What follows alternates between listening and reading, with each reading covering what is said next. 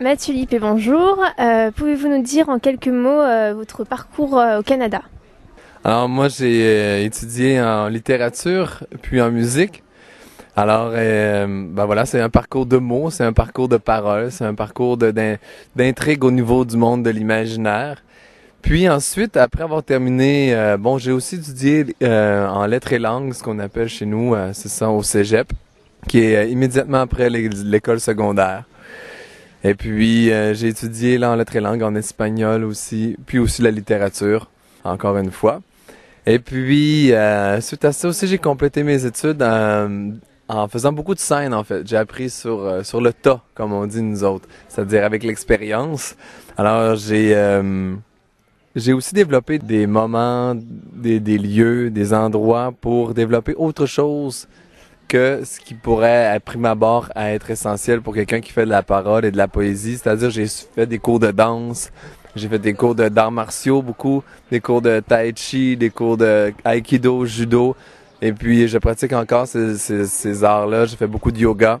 Et c'est étrangement, on pourrait peut-être pas y penser, mais c'est quelque chose qui sert beaucoup à la scène parce que la scène, c'est un travail de corps, de posture corporelle, de souffle.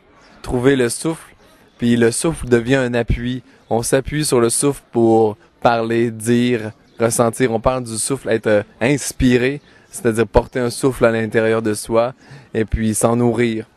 Donc, les techniques comme n'importe quoi qui est sportif ou qui développe une attention à l'instant présent sont des outils importants pour faire ce métier-là.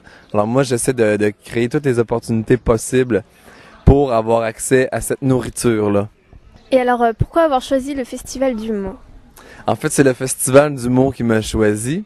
J'étais tranquille chez moi dans mon petit appartement de la ville de Montréal. Et puis, j'ai reçu un coup de téléphone d'une dame qui s'appelle Monique Desronds-Vallières de l'Office franco-québécois pour la jeunesse. Un organisme vraiment intéressant. D'ailleurs, si n'importe qui d'entre vous qui écoutez ça en ce moment serait intéressé à faire un voyage au Québec, c'est probablement le meilleur organisme en ce moment pour vous aider. C'est un organisme qui parraine des projets pour aller au Québec, que ce soit des stages de travail, des événements culturels.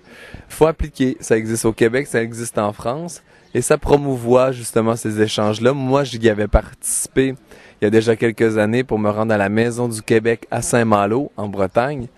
Et puis, j'avais rentré en contact donc avec l'équipe de l'Office franco-québécois pour la jeunesse à Montréal, dont cette femme, Monique Desronds-Vallières, qui, quelques années après m'avoir vu, a repensé à moi, puisque les organisateurs du festival cherchaient des Québécois qui pourraient venir performer lors de leur festival. Et Monique Desronds-Vallières m'a fait l'honneur de me présenter moi, et puis me voici.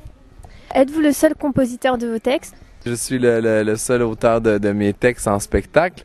Je suis pas fermé à l'idée de peut-être interpréter d'autres textes éventuellement, mais j'aime beaucoup la création.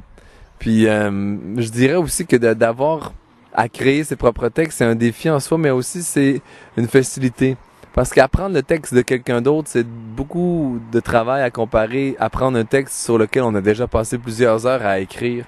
Il y a déjà à peu près la moitié de la partie de la mémorisation qui est déjà enclenchée.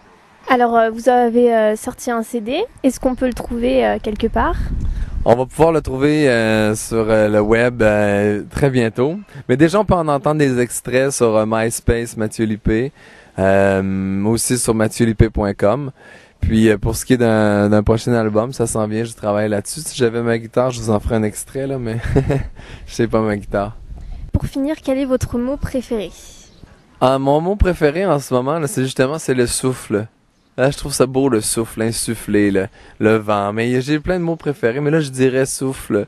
Si j'en avais un autre à dire, je dirais, aujourd'hui, je dirais vert. C'est beau, le vert. Dans le printemps, ça nous fait penser au vert, Non, mais c'est des choses banales, puis souvent, on est là, on marche, on fait nos affaires, on prend pas le temps d'écouter ce qui nous entoure. On pense que la vie est acquise, mais non, il faut prendre le temps de se pénétrer des choses qui nous entourent pour vraiment saisir la grandeur. Parce que c'est simplement quand chacun des individus que nous sommes, on prend le temps de comprendre ce qui nous entoure, qu'on peut vraiment l'apprécier, le sauvegarder et en devenir le reflet. L'homme, la femme qui voit la beauté à l'extérieur, la fait naître à l'intérieur d'elle ou de lui-même. Donc, l'activité de devenir des chercheurs de lumière, de devenir des chercheurs de beauté, c'est à la fois de reconnaître sa propre beauté, sa propre lumière.